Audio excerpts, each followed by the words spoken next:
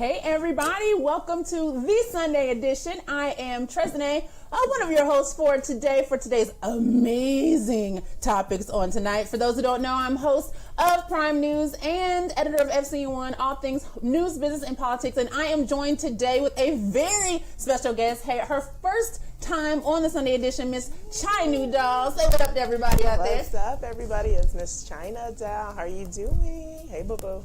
Oh. If y'all don't know, this is good indication of just how great today's show is going to be. We're also joined with two of your faves and regulars here at FCN, The Revolution and Jayco. You guys say what's up. What's up? Are we two of their faves?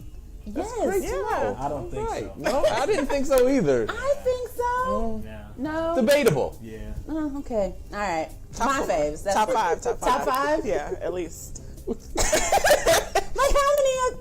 Okay, we got six. All right. Here's what we're talking about today, people. White men doing the absolute most, and black men who might think they're white men. That's what we're talking about today.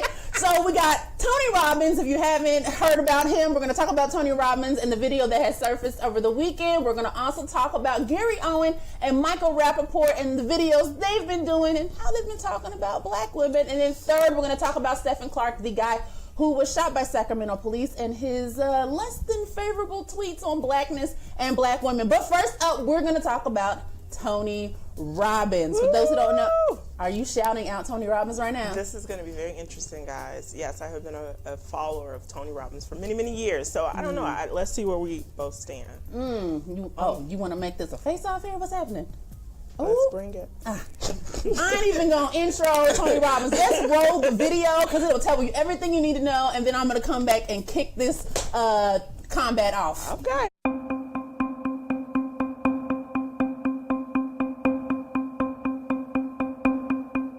If you use the Me Too movement to try to get significance and certainty by attacking and destroying someone else, you haven't grown an ounce. All you've done is basically use a drug called significance to make yourself feel good.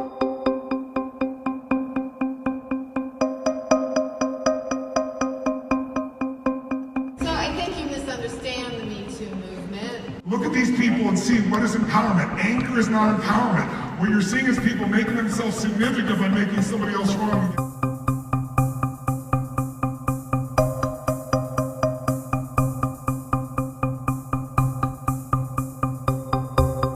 You're telling me that the more I push, the more I'm going to be safe. You are a leader and an influential man. Yes. And you are doing a disservice, in my opinion, to the Me Too movement.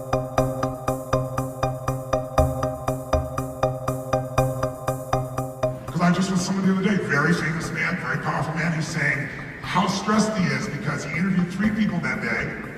1 was a woman, 2 were men. The woman was better qualified, but she was very attractive, and he knew I can't have her around because it's too big a risk, and he hired somebody else. I've had a dozen men tell me this.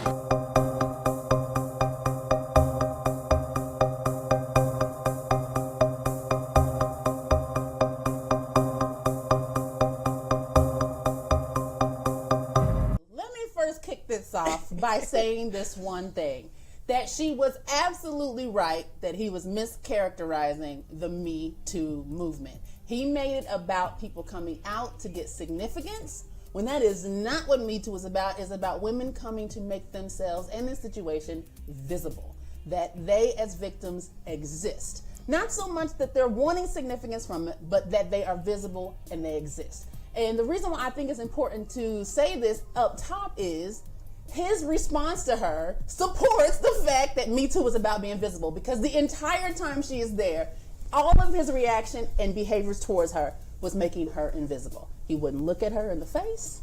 He wouldn't look her in the eye, and he legitimately was using his physical dominance to make it say, you do not exist, you are not visible. I feel like if you are a person who has not, who is unfamiliar with Tony Robbins and his approach, it may seem like that. It's like if you take a snippet out of anything, you can make it to look like something.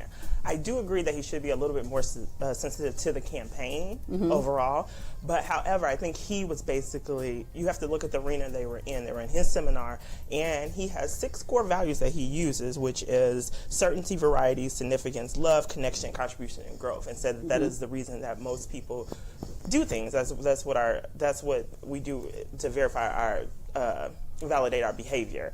Now, I think when he said the significance thing, it wasn't pointed at those people who are actually part of the Me Too campaign who's actually been through that. We have to be honest and have this conversation that there are women who are jumping on the bandwagon of that campaign who shouldn't be on there. And I think we don't shine a light on that, and that needs to be shined.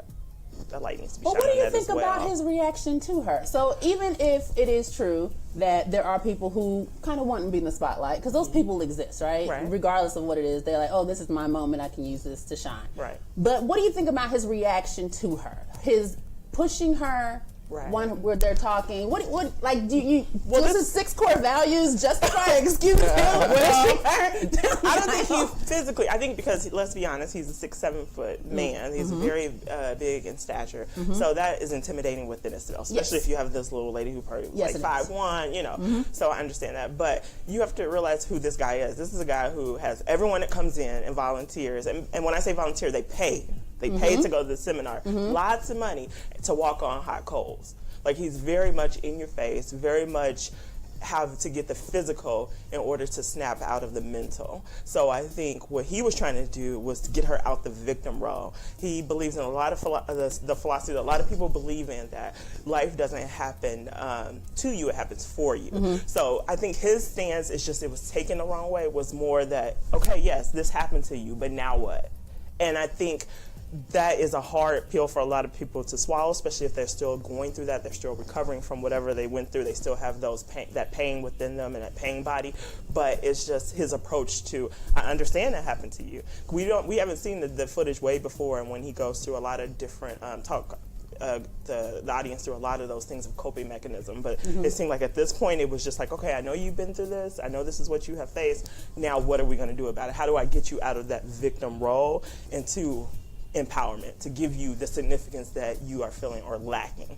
So I think it was, I agree with you on the way that he approached it might have been not a good way for everyone to be able to accept, but I do believe that people are reading into it a little bit different because they're not used to Tony Robbins and his approach. Yeah, I can't agree with you on this, Nicole. I'm sorry. You know, I agree with the pulling someone out of victimhood to get them to a place of empowerment. I feel like his reaction and response to her was totally opposite of what that was. I felt that if that was indeed the case, he would have looked her in the eye and it would have been a completely different and more sensitive approach. I mean, I don't watch Tony Robbins. He confuses me with his look. I'm like, what are you? I can't get past that. It's Croatian. Okay, well, let's talk about this. Can we have this conversation? Yeah. Okay, about the Me Too campaign and the things that he said. I think as women, we're women, have to be honest, and women don't hate me out here when I say this, but I believe that we don't want to take truth sometimes when it's right there in our face. When somebody tells us, this is our truth, this is the way we see it, and they say it, we get upset and be like, oh, I don't want to accept that, I don't want to, you know. At the end of the day, men and women think differently. We're different for a reason. And sometimes we do need to come to a compromise in order to build something or tear something down, whatever movement we're going for. But at the same time, we still cannot throw water on their fire when they tell us what it is. So, for example, he said, I have had very rich men and men who have a lot of influence within our society who have told him to his face that they are not hiring women because of this whole thing. Not because they're not qualified, not because they're, you know, not able and capable to do this job. They might even be more qualified than the male counterparts. However, it's because of the fact that if I hire her, now this is a liability because I'm not sure, because she is attractive, if she won't get hit on, if she won't do this.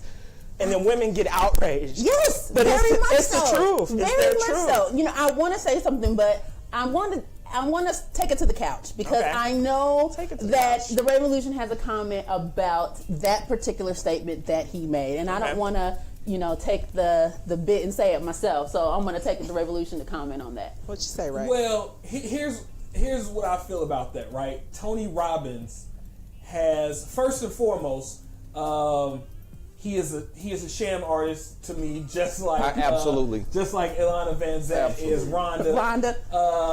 And this is why I say he's a sham artist, because you have completely assimilated. You You are obviously melanated. You are not from this country, but yet you want to project this American patriotism, this white male. You have adopted patriarch to its absolute maximum, right?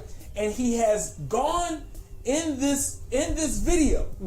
He has done two things, and I want to talk about the second thing that he did that is very telling. His friend, a very famous and wealthy, rich and powerful man, interviewed several people, did not hire a woman who was more qualified than everybody else, but because she was attractive, I didn't hire her because she is a risk. That's right. She is a risk, right? Right. So let's talk about that. Let's be very clear. That man is it safe for me to say that man is probably white? Without a doubt. 100%. Okay. So, with that being said, this rich and powerful white man has excluded a minority Yes. and has deemed her a risk. Yes. If he hires her because I might, can't help myself and say something to her, right? So what does that also tell you? That a qualified Asian, a qualified Latino, a qualified African American, a qualified, let's say for instance, someone who you may think is LGBTQ, right. And you say, you know what? I don't want to hire them because it's too much of a risk. I want to be able to talk as free as I want to. I want to be able to say what I want to say and it not come back on me. So you know what I'm going to do? I'm going to hire someone who looks just like me, who's going to get it, and it's safe. Right. So let me keep the good-looking bombshell chick out of the office, and let me get the dumb, slower white guy in here who we can make all the nigga jokes in the world. We can talk about all the beaners. We can tell all about all the fags, and we can do all the Jew jokes. We can make all the comments we want to about the Muslims and the terrorists, and the towel heads, and not get in trouble. This tells me two things. Number one, it tells me, that's why America and American companies are so fucked up, because we're hiring less qualified people. Yes. Number two, it tells me that you are more interested in being comfortable than putting your company in the best position it could be in, that instead of training, that instead of investing in, hey guys, this is how you don't treat this woman when she's hired, you just say, I don't want to deal with it. That's bullshit. That was telling. That was telling. I think that anecdote, and he said it so freely. He said it like, this proves my point. Yeah, I'm like, do you have any idea what you're saying right now? But that's how invested, that's how assimilated he is. That's exactly how. I swear, if I had closed my eyes, I would have heard Trump talking. Exactly, you would have. That's the world we live in right now. That's tragic. Yeah, that risk thing really hit me, because beyond just even being comfortable with people, you find many people who in professional workspaces where they can't be put on a particular project, or they won't be put on a particular project because they're scared of the risk of your client finding out that a black person or a woman or whomever is on the project, so you don't get the work because that is too much of a risk. So that point really hit me. I do agree with what Joshua said about the training. Like there needs to be training on how to deal with that, and just deal with diversity with what it comes with his ethnicity, or if it's gender, or even like Raymond said, the LG community. Who's Raymond? Revolution? I'm sorry, the Revolution. My God, the Revolution, like you said. But I know, like I said, I'm the odd man out here, or odd woman out here. But I agree with you all on a lot of stands. But I think that this is a conversation that needs to be had. This is what we live in. This is the world, and I think we get upset when it's just, like we see it. It's blatant. It's in our face, and then we think, oh wow, Tony Robbins. But Tony Robbins is speaking for quite a few people. Who's he speaking for? I'm pretty sure that you guys already said. Like, if you close your eyes, the white men, the people who voted our president, that we have our current president in office.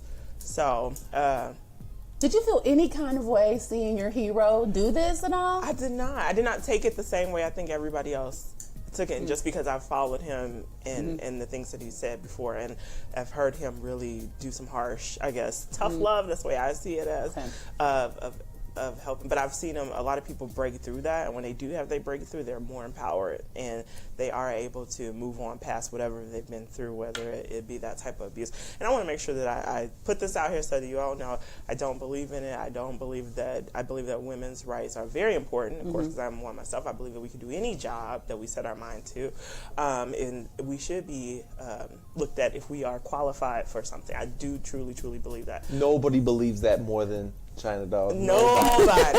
You best believe it, okay? However, I still support Tony, guys. And he did. He issued an apology. Yeah, I don't do apologies.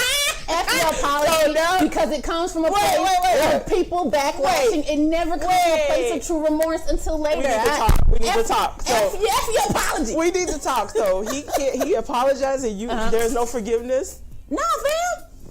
Because listen, he does not recognize, for me, you cannot have recognized what you did in that moment just in 24 hours. I'm sorry. There's no way in the world. And not only that, You know what he said? But He not said, only that. even within the seminar, he said, people in glass houses shall cast the first stone. And I believe that. And I believe a lot of us are living in click, click, click.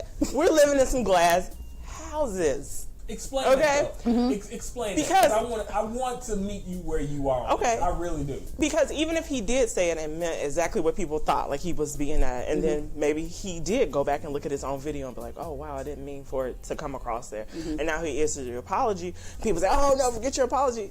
Then what do you want him to do then? What did his apology say? Do you want him to, like, never speak again ever? Or what do you... basically, just personally, Okay. from my own personal experience, Okay. there's a lot of reflection and layers that can be True. pulled off True. when you are forced to sit down and cannot continue going as business as agree with usual. you. I would like There's to a know- lot of self-reflection that happens, and so your apology and your sorry and your, you know what, yeah, I kind of see other people's perspective. It goes Right. much deeper when you are forced to go sit down somewhere.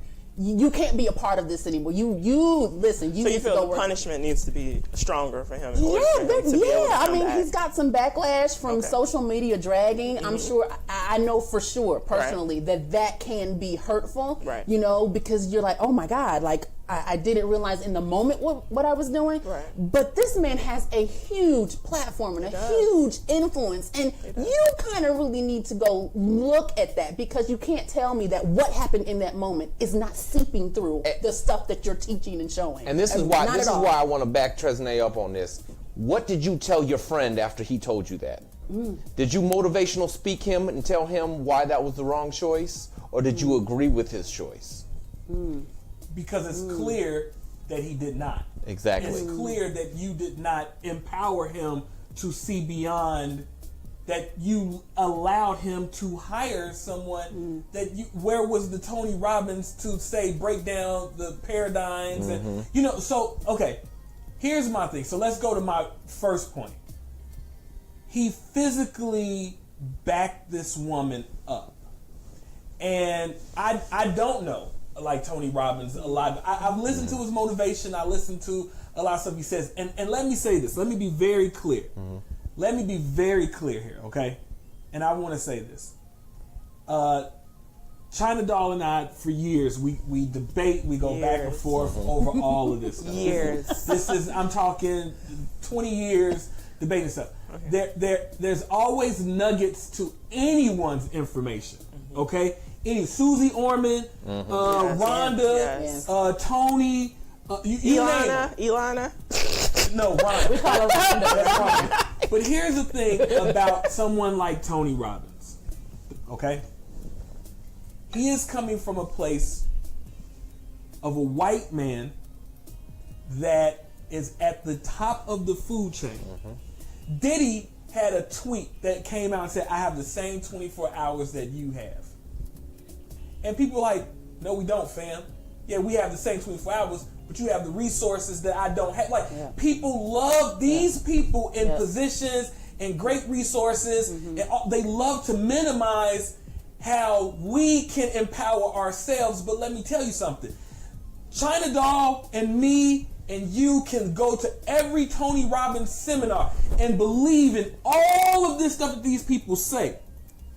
But unless the person on the other side of that table, the other side of the argument, the other side of the discussion, subscribes to the exact same teachings and understandings, it means nothing. We do not live in the fucking Marvel Cinematic Universe. I am not Professor X. I cannot, I am going to change his mind with my mutant telepathic ability.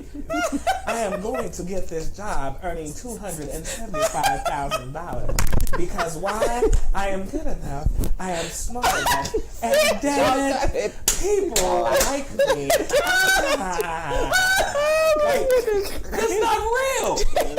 It's not real. I have gone into jobs. I'm like, you know what, man? I believe in myself. Splash. I got the instant jockey on. I got the watch. I got the right knot for the tie. I said, you know what? Don't go in with the power knot. Go in with the subtle knot. Make it smaller because you don't want him to think that you bigger than him on his level. No, sir. Why don't you wear your power suit? Why don't you wear some khakis and a jacket? Yeah, that'll show him that you're humble. Go in and use your big words. Use your medium-sized words. And let them know I'm not the smartest Negro, but I'm not the dumbest. Just enough to get in here and get this job. And do the shucking job for you, boss man. To go home, take these here pennies, chicken skins, and peanut shells, feed my chillins. All my chillins, because you obviously know I have a tribe of children. And the irony of that is in that joke, that's actually true. But I think that it's dangerous for us to believe so hard that these people have the answers for us, when it's not true. We are up against a machine. We are up against systems. Tony Robbins cannot change police. Listen. You have a story later about Stephen Clark. Yes. Stephen Clark did not believe. He believed in the system. Yes. And guess what happened? The system didn't care what the hell he believed in. All they saw was his black Xbox ass.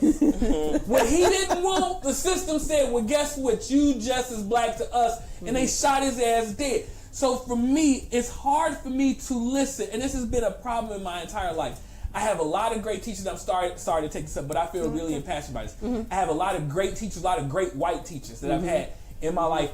And I could never really explain it to them why, I love you, but I still don't think that you get it. Right. Like, you're telling me, oh, you can do this, no, I can't.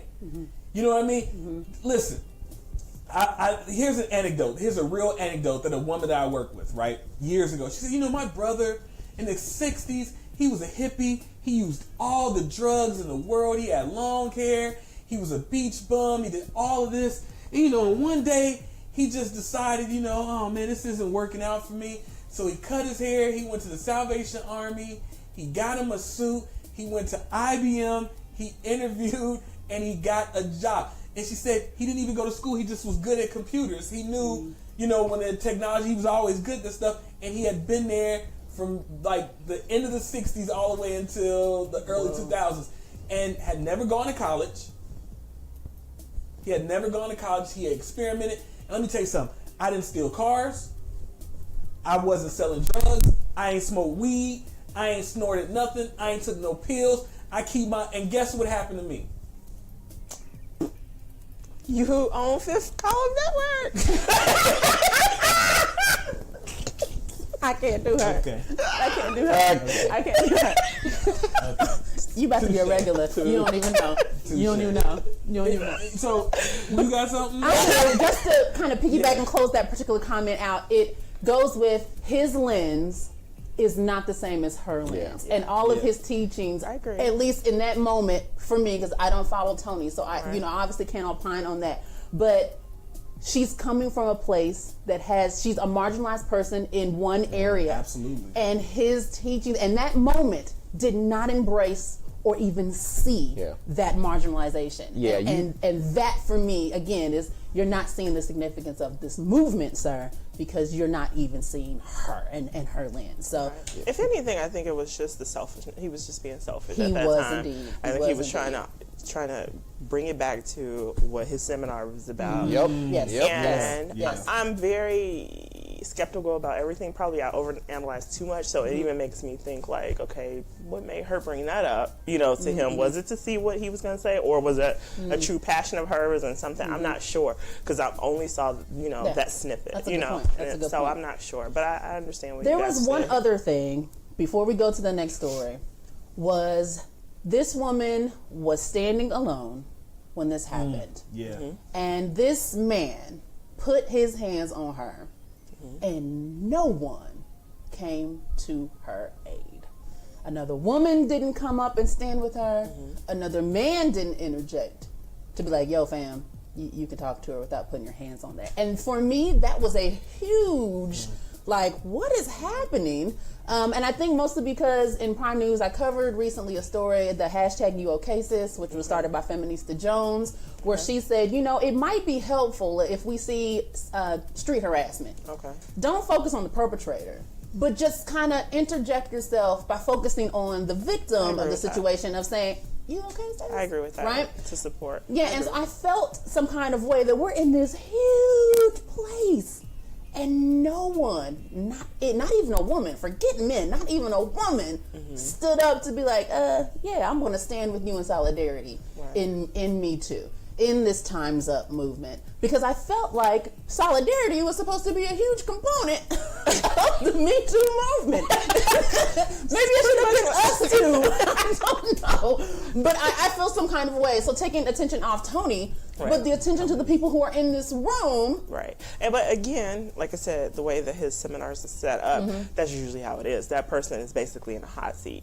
So if you go to anybody who has these similar podiums and teaching and one person stand up, it's a hot seat, and so it could be painful. I encourage other people to look at the other tapes and then compare some, but it could be painful to watch somebody else have to purge their truth from what they're going through. And so I think this was that same thing. Now I will say that he is definitely a student of physical behavior and how to manipulate your body. And so I do believe he definitely was using those tactics of dominance to know, like, and not to be like, oh, Tony, but just like, a show, you have to make sure that you keep it on track. You have to make sure that you keep it in a line of what you're going through. And I think that was very much, because that could have been to a lynching. It could have turned totally bad. That's true. And I want to agree with you there. And I felt that there was a point in the video when I was like, is Tony trying to get control of his seminar? Like, okay, I hear you. Like, let's get it back on track, Right. And it is such a slippery slope. And let me just say this. I don't want to say, like, I disagree. But the thing is, he is, like, we put Tony at such a pedestal because he is smart. Right. And I feel like everyone else, like, Tony, you know better how to do that. But like, hey, you know what? Excellent point. Hey, my guys in the back, take her name. Exactly. And make sure at the end of this, let me get back to this. And we'll sit down and we'll get some understanding. So we'll talk more about this. Let me get on with this because the people paid to, you know what I mean? Like, I think he's a much skilled orator. Right. Tony Robbins wouldn't be worth $500 million. Wouldn't be worth $500 million if he wasn't that skilled. But you are right, though. And you have to remember all the people who have seen him, from your tennis players, from your pro basketball players, from your comedians, from a lot of your stars who are in entertainment have seen him. And it's just not of one race, of different backgrounds who have come to see him to help them get to that. And they go for that tough love type thing. Usually people who come there are at a certain point in their life and they really want, when I say these people pay money, so she just didn't roll in there. Okay. She paid some, and then for her to be called. So I don't know. Like I said, I have to go back and look. I don't like to make a blatant statement until I really see the whole thing within itself. But I've seen him call out Al Gore, Okay. So my thing is, I take it all in instead of just like, oh, this little innocent lady, So. But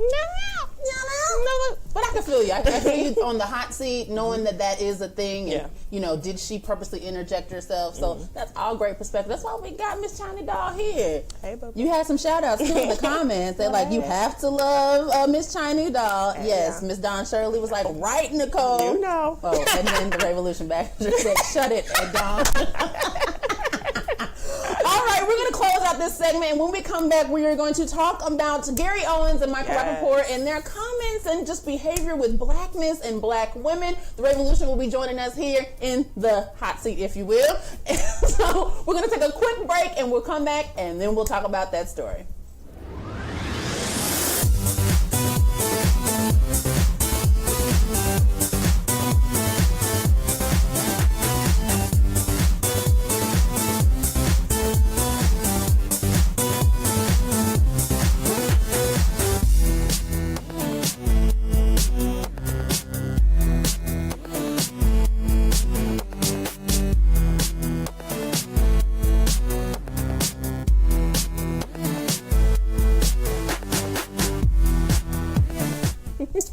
And welcome back to the Sunday edition. I am Trenzanae. I'm now joined with the Revolution. Hey. All right, so listen, I just might as well just roll the clip. Can we just roll the clip of Mr. Gary Owen and his wife? Let's just roll that, okay? What's up? You go.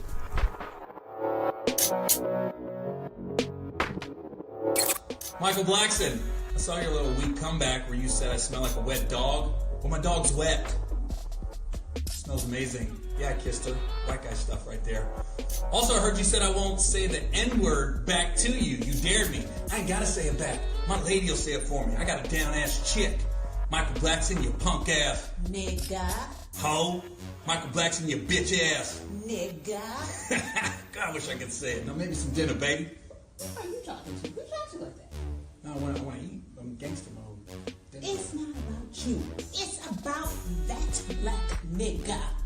Okay? It wasn't about you. Let the damn dog go. Gangster mode. But don't take the dog. You took the dog. But this is gangster. Your turn, Mike. Yeah, so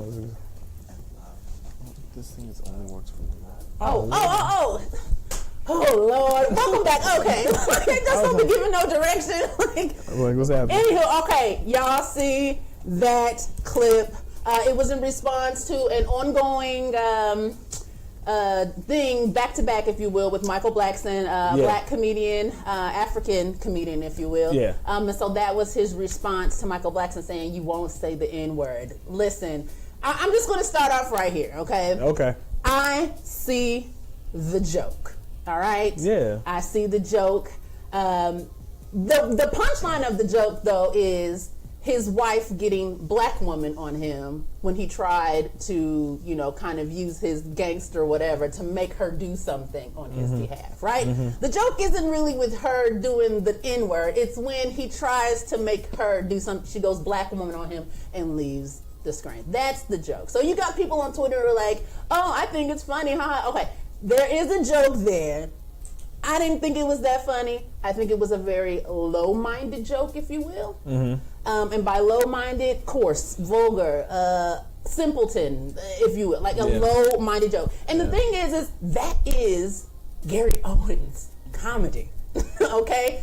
Every single punchline is the same for Gary Owens jokes. It's all about him being the white boy from a trailer park, loves black women, and how his life changed or whatever, and being immersed in black culture because you always want to be with black women. And so blackness and how women are or how we are is always the punchline of his jokes. I don't care what you say. Okay. So they're at the end of the day, it's all low-minded. And what happens when you have low-minded jokes? They are problematic on an intellectual level, and that is just where we are here with Mr. Gary Owens. Because for me personally, in watching this, it reminded me of Slave Master and his African woman he has taken from her hut and has been raping And over this time, she actually believes she's in a loving relationship with said slave master.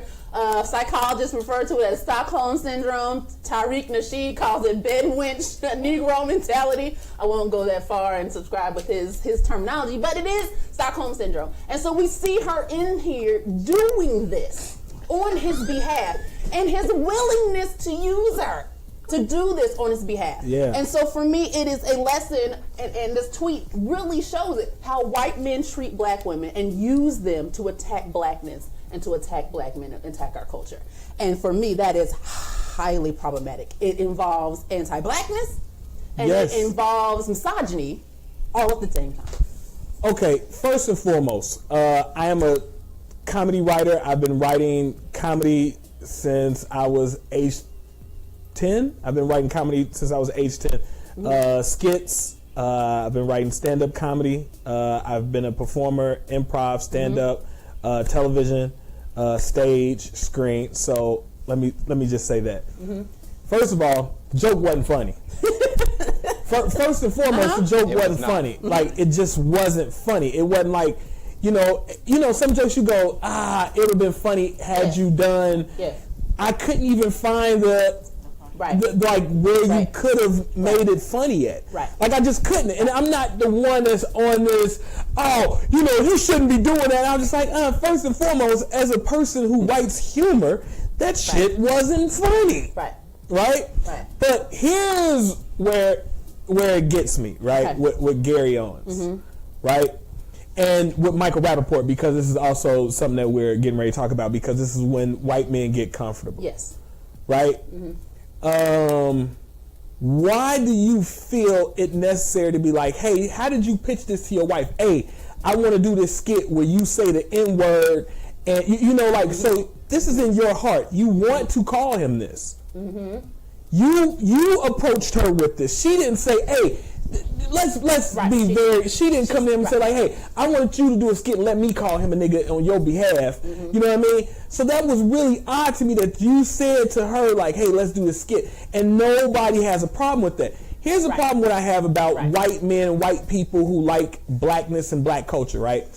It is typically very one-sided, right? And what you said is Gary Owens always talks about liking black women. Yes. Right? I very rarely see the black man, the black woman who loves the person of the opposite sex, right? Okay. And that they love the rest of blackness. I see white women who's with a black man do not like black women. That's right. Right? They don't go hang out with the black sisters and friends. They do not like them. No. They stay away from them. They don't like the black kids in the neighborhood. They don't even like their own black kids. They try to make them as white as possible. Yeah, and they try to tell them that you're different, you're special, you're not black. And this is why you have a whole bunch of stupid ass Mariah Careys running around, and a whole bunch of people talking about they Cablazian, some stupid ass Tiger Woods. Your name is Eldrick. You got the most Negro-ish nigga ass name. But see, your daddy set your dumb ass up for failure. Okay? Because somebody told you was different and better than somebody else, and you got a whole set of black brothers and sisters that nobody shows on TV. See, and you keep laying up with them grimy ass white boys who beat you over the head with your own signature golf club. Okay? No, keep going. No, keep going, bro. Okay, no. But you don't. But see, so the thing is, and I'm gonna get there, right? So the white boys that like black women, I never see them really kicking it with the homies. Like, I never see them submerge themselves with us. I never see them that's like, yo, hey, what's happening, homie? Like, we finna go kick it and do this. Like, they don't need the black woman to get them in and out of nowhere. They like, this was my friend before I met you. This was the culture I've been a part in since day one. So let's talk about the elephant in the room. Yes. And let's go ahead and hit the split screen here, because I want to make sure that we get in this conversation. Okay. I am not getting ready to say the next thing because I have had a lifelong relationship with this young man sitting on the couch over here with Miss Chynudol. One of the biggest reasons why J. Cole has been who he is in the black spaces that he's moved in is because he was born and raised in that black space. Right. He has never differentiated himself as being different. Then he was like, well, I'm in the same city that you're in. My parents live right next door to your parents. They both work at the same, like, how am I different than you? You know what I mean? Oh, you got the new Killer tape? I want the new Killer tape. Like, we all, like, let me get that mix. Oh, you like Whitney Houston? Well, I love Whitney Houston. Like, so everything, he was just in the culture. You know what I mean? He wasn't, like, what anyone would tell you, he was not trying to be black. Okay. Right? All right. And so, he's always had black male friends, whether or not he wasn't dating black women or not. He didn't say, oh, I'm only kicking it with the black dudes when I got a black chick. Nah, he was always kicking it. His best friends growing up since childhood have always been these black guys. I've met one white dude that he introduced me to. I've met one white dude, and he was a long-haired white dude. They went to alternative public school together. Alternative public Yes. Yeah, they went to school. Yeah, they went to a school where like all the kids were in one classroom learning at the same time. Being taught by Marty. Yeah, and he was in class with my Islamic baby mama who tried to jihad my ass. That's true. And yeah, she tried to jihad me. And but You need to switch. oh, okay. But nevertheless, I mean, when we talk about somebody being a real one, you know, he's as close as you can get. Now, everybody else, when they get comfortable. Right, they get comfortable. And the problem is with a guy like Gary Owens, he gets comfortable. Yes. And you forget who you are and where you are. And the one thing about blackness, and I want to say this, when we are in white spaces, we typically don't get that comfortable. We do not. You're not allowed to. No, it happens. It's possible now. Because you want to know the best example of when niggas get comfortable? O.J. Simpson. Okay. No. That's not a joke. That's not a joke. Dead serious. That's a true statement. And you know, and I want to say this: what happens when both parties get comfortable? When white boys get comfortable, they talk about niggas. Gary Owens and Michael Rappaport, as we're getting ready to see next with Michael Rappaport. When black men get comfortable with white people, you know what they talk about? Niggas. It's true. It's true. Wow. It's true. And O.J. Simpson got too comfortable. You heard me say, I'm not black, I'm O.J. Oh, I didn't know that. I'm not black, I'm O.J. He told that dude, he said, man, I think he said, get this nigga out my, Yes. Didn't he? Yes. O.J. was, listen, and Michael Jordan is another, he is problematic. Michael Jordan does not like blacks. Yeah, he does not. He does not like black folks. He gets comfortable around whites, and guess who he talks about? He said, I don't care about that nigga. Get that nigga out of here. Michael Jordan is the worst. And so all those people, they get comfortable, they get beside themselves.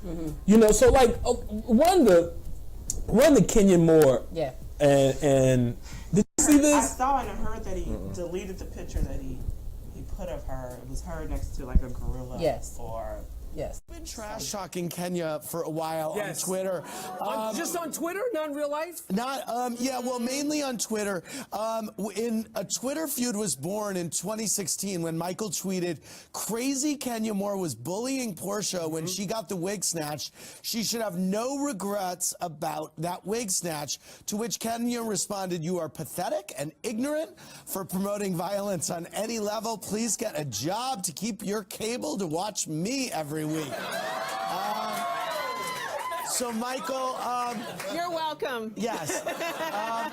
Anything you want to get off your chest about him to start? I mean, you know, peasants can't summon queens, so. Right. Kenya, I have nothing to say. you know, you have to know. Look at me. You can make eye contact with me. Or are those contacts are they real? Scary. Oh no, I'm right here. I came backstage and I introduced myself to you, and I told you that I judge you from the show. But do you know that you are on the show like a villain, right? You know, you have to know this, correct? You've gotten better. Well, but you are a villain. Michael, I don't need you to tell me what I am or am not. On the show. I appreciate you being a fan, though. Thank you for watching. Keep the cable on. But a new job would help with that. oh, Kenya, please, Kenya, you wish you were me, Kenya. A middle-aged fat white guy. No, not really. Kenya, And out of work. How do I No. And you work. Look me up. No, You're talking about fat. She said out of work. Kenya, a lot of women housewives, they talk about glam squads. You had like a whole football team back there. Yeah, they had the blowtorches, the buzzsaws, and everything just to get you out here. All right. You do know that housewives are women, right? Yes, I do. I know. We're not giving out any peaches. Okay. All right.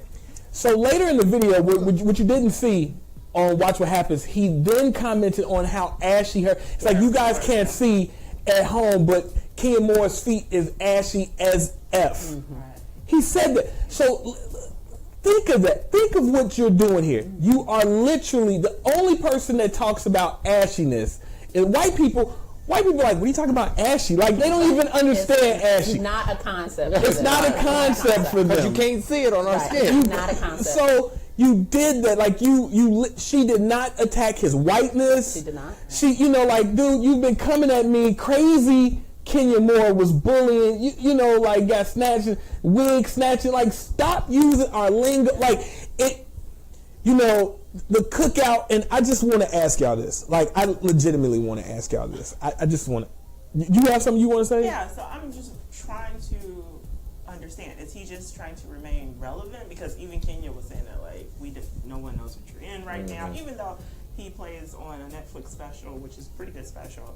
But I think she was kind of going that route. Like, I don't even know who you are. No one knows who you are. So yeah. Was he just trying to use that as a platform to stay relevant, or do you think he really genuinely feels this way? I think even if he was, why is it at the expense of blackness and black women? And black women. Find some other way to be relevant. Why are we that in social media? Okay, so I would not mention any names, but there is a friend that we have that are common that I feel does the same thing. Once they feel like that, and it's not you. Once that they feel that they are, welcome in our community or within us as friends, then now I can do all the black jokes and I can do all the, jokes about, and it's usually about black women. And I don't understand that. What did we give an okay somewhere? That it's okay to always make these jokes about us. You know what? Why? Listen, I need to understand. I don't care how big of a black dick you took in your mouth and or vagina. No, I'm gonna keep it 100 here.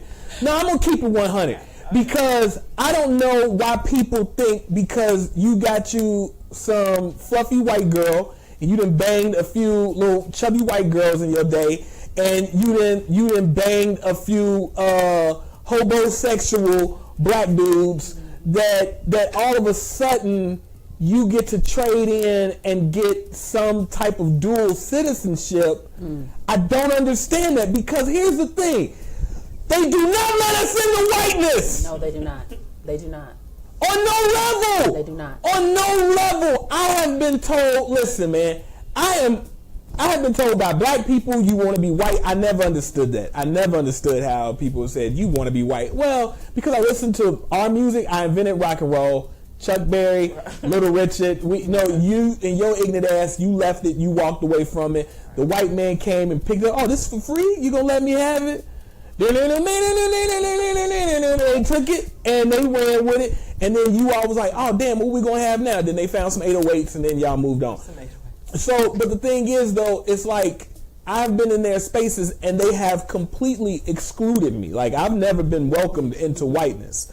White women do not flock to me and be like, they see it on me, they smell it and be like, he doesn't like my colonizing ass very much.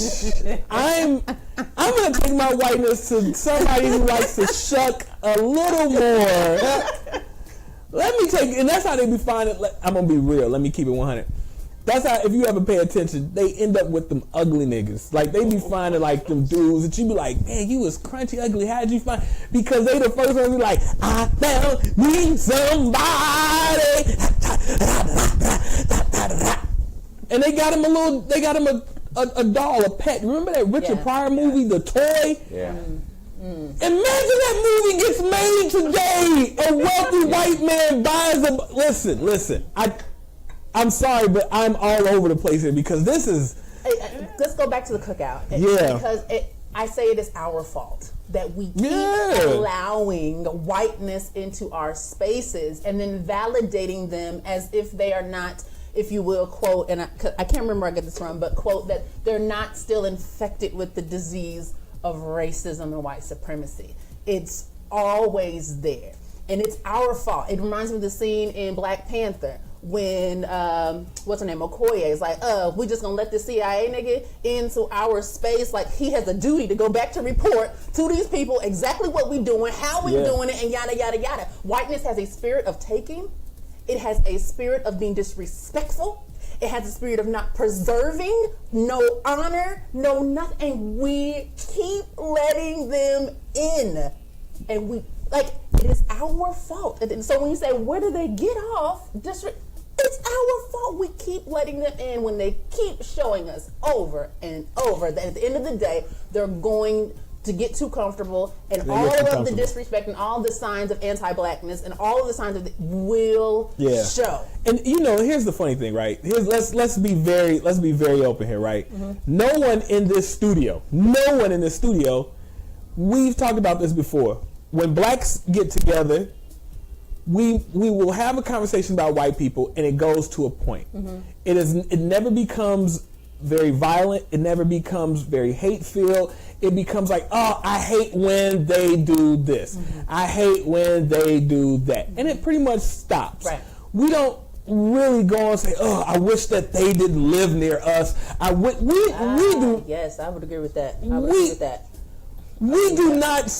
We don't say those types of things. We don't say, ugh, another white family moved into this neighborhood. Like, we don't behave like that, but it's because we've been conditioned not to. Right. And I think that even still right now, I think most black people, I can't speak for other people of color. I know for a fact blackness. And most of us just want to be left alone and to be able to do what you all do and to be treated like, hey, buddy, don't do that. Get your ass out of here. Like, all right, cop. Like, I'm serious, man. Like, I've seen white kids get pulled over, have drugs. Hey, give me those drugs. You get your ass out of here. You get home. And black people you getting shoved into the concrete. You getting a boot to the back of your head. You getting a nightstick shoved in your booty. And you getting taken to jail. No, this is real, man. This is a true story. I've seen it happen to people. I've seen officers do horrible things. I've seen officers do this to black women where they pull them over and say, oh, for you to get out of the situation, you got to have sex with me.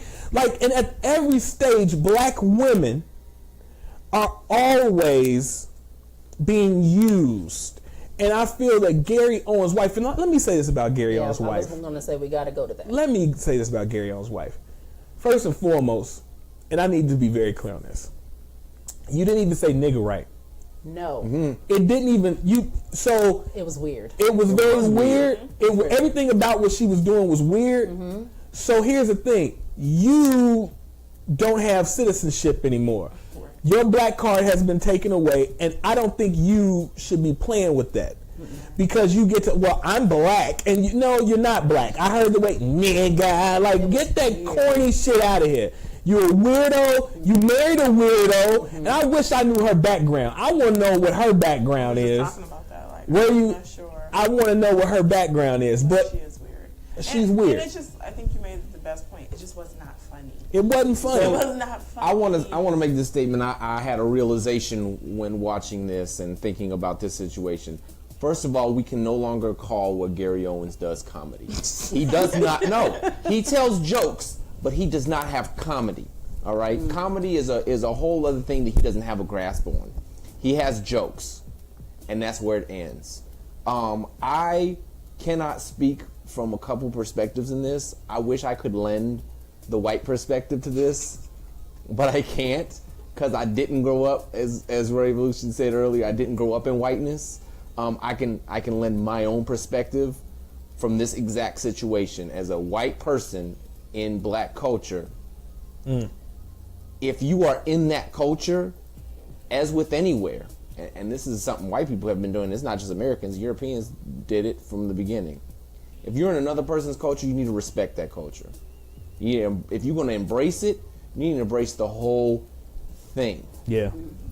And white people don't.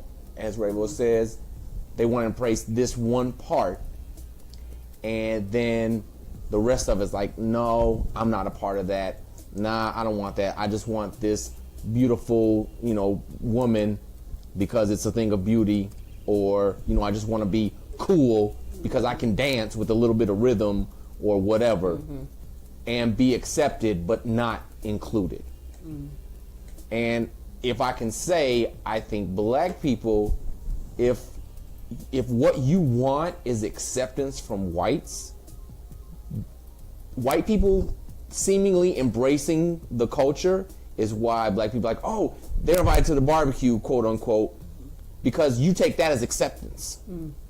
And it's not acceptance. It is appropriation. It is, I want this for myself without being a part of what and who you are. So I don't know. I thought it was a horrible, and I actually found out later, I think because there was a lot of backlash. So Gary's like, okay, let's go ahead and reveal this. This was actually set up between me and Michael Blackson. It was actually a joke between us. We had already agreed on all this. Oh, he said that? Yeah. And I thought about that, and I said, it changes none of my feelings towards this. Yeah. At all. That did not change my feelings. And I want to point out to you, Ravo, I don't know if you noticed this, but in the video, Gary Owens said, I wish I could say it. He said it. He said that. No, listen, he said, I wish I could say it. And with reverence, like, I believe it. Listen, man, listen. Trey always gets on me because she was, and most people have, about my comedy, right? Like, it's some truth in which, Don Shirley is watching. Yeah. Listen. And always, there's some truth in what you saying. And I'm like, you grow from that. I'm taking this real life thing and I'm exaggerating it for comedy's sake. But he, and playing with that in that realm is not cool, man. And then to use that black woman, and I just want to say that poor black woman, because it's like you're putting her in a space where she has to get questioned. My thing is, at no point so no one said, nah, we shouldn't do this. That's my thing. At no point, woman, you didn't pull your man's coattails and be like, too far, babe, too far. Right, no, this isn't. Same thing with Michael Rappaport. He's married to a black woman. Yeah. So you out here on Twitter, you're doing the most. Where is your wife? Like, you need to delete this. But with Michael, I think Michael is just a male chauvinist. I think he's just. He's really an asshole. Yes, like Michael, and his whole platform now is being a troll on social media. Like his whole platform now is being a troll. Like he knows it, and he, I think, does he have a radio show? Does he? A podcast, right? Or am I? Yeah, well, everybody has a podcast. Obviously, nobody knows what Michael Rappaport is doing right now. Nobody. He does have a Netflix show, and I'm telling you, it is actually he gets pretty parts good. here and there. Yeah, but I just don't understand why. What's the name of it? He's I don't know. Exactly. Exactly. Is it on my block? Is it on my block? No, that's what I thought then. That's what I thought. I don't understand why he's running with this. Of all the things, because I actually do think he has talent as an actor. But yeah, he does have talent. When he played in Higher Learning as Remy, that he played that character so well. I think was scary. And I think that's why he got cast in that, because he had done Zebrahead was his breakout role when he fell in love with the Butcher Wright and my baby mama, who I'm back on some child support payments again. That's real life. It's my life. Of the child. Support of the child, but yeah, he's problematic, and I think everybody needs to be cool and just remember where you are. Is it just that everybody's so comfortable now? Like, what is going on? I think everybody. Let me say this: it's a lot of them have become emboldened to what's going on right now, and it's more emboldened than comfortable. Yes. Okay. Yeah, I would agree. And it's because a lot of social media, which is where a lot of this stuff takes place, a lot of social media is like very strong against that. Like, appropriation is a big thing now. Blackness is a big thing now on social media. And so white people are like, no, we're still in control. So is it back to the Tony Robbins thing with significance? Is that what we're saying here? These I people wish need you was- to see yeah. they are significant, huh? And so we had a couple comments here. Vanya Lukendick in Eastern Europe, who happens to be Serbian, Vanya. who's against Tony Robbins' Croatian background. Right. Vanya, check Tony Robbins. He's probably assaulted some friends and loved ones. Let's find out so we can track him down as a war criminal. She said, respect anyone as a person. It's common sense. And Dawn Shirley, my mother, says, Thanks for the support. yeah, says that Michael Rappaport is an Atlanta Housewives super fan. He so, is. But so think of that though, like you're obsessed with watching these black women, like, and then that you get like to say that her feet are ashy, and you like, you know what? I didn't know that when she posted that comment. I was like, this is a classic on the playground as kids, and the boy that like you is trying to beat you up on the playground. And what do they tell you? Oh, he's doing that because he likes you. And I see that here. Yeah. Kenya's a beautiful woman. Listen, let's unpack gorgeous. that. Kenya fine. Yeah. Gorgeous. Without her hair being done, without no makeup on. Pow, yeah. She is gorgeous. Yeah. And hearing that he's a super fan, you are doing anything to be on screen next to this gorgeous human being. And you coming for her ashy feet is chasing her around the playground, trying to touch her booty. That is what it is. Somebody happened. That's happened in real life over here. That's happened in real life. Yeah. But you know what's funny though? Think about what he said though. Remember, he got real soft. Remember, I came backstage. Like he humbled himself. He got real small. He used a small voice. Remember, I came backstage. I introduced myself to you. Like he was trying to connect with her. Like I got your attention. I'm sitting here next to you. Now I'm here. And then he still wasn't trying to clap, but she just was like, F you, white boy. You been coming for me. I know what you want. You're trying to touch my booty. You're trying to sniff my cuckoo. You ain't sniffing the cuckoo. Okay, you're not getting down with the cocoa to get to the cuckoo. I don't want no marshmallows in my cocoa. Okay, God. I don't want no marshmallows in my cocoa. John is watching. I said I don't want no marshmallows in my cocoa. Michael Rappaport. Michael Rappaport. Now get your marshmallowy ass on up out of here. Now send that Revolution who seems to like all of my tweets. Hold on. Yeah. I'm in support of Kenya Moore. Has she found a husband yet? Has she got that baby? She's married. She is very much married. But it ain't happening. It ain't real though. It ain't real. It's for TV. It's for TV. If she want that super, I think it's real. If she want that super baby, okay, here we go. Hey, I'm breeding 6'5" human mutant juggernaut. It's true. It's facts. I'm breeding. He's stating facts, people. But he's like, but back to Gary. Is this where we go to the next story? Because the next story gets hard. But I just think, look, to wrap, I think that these black women who are marrying, though outside of their race, there's no problem with it. But you have to have this conversation with your spouse. That this is not okay. And I can't believe that they're not having these conversations. Oh, I can believe it. So because there's many people who are marrying outside of their race, black people marrying outside of their race to validate them in some way, in an anti-blackness way. So that you feel special in some kind of way because you have a white or an Asian or anything that's just not visibly black on your arm. And I feel that even from old chick, what's her face, Gary's wife, where you can hear in your speech, like, what is, like, you have so in your mind warped that you're not black in some way, like you're above, you are superior to blackness. And so, you know, I feel like the reason why these dudes' coattails aren't being pulled is because you feel special in some way for having a white spouse. Yikes. Okie dokie. Who do you got coming on now? Do you have me sitting here? I have Miss Chynudol coming back for the next story as we talk about Stephen Clark. And his tweets of anti-blackness. So we've gone from white men self-help, helping himself, and then we've got white men being real comfortable in blackness, and now we got to talk about blackness not liking blackness. So. Okay, run that break.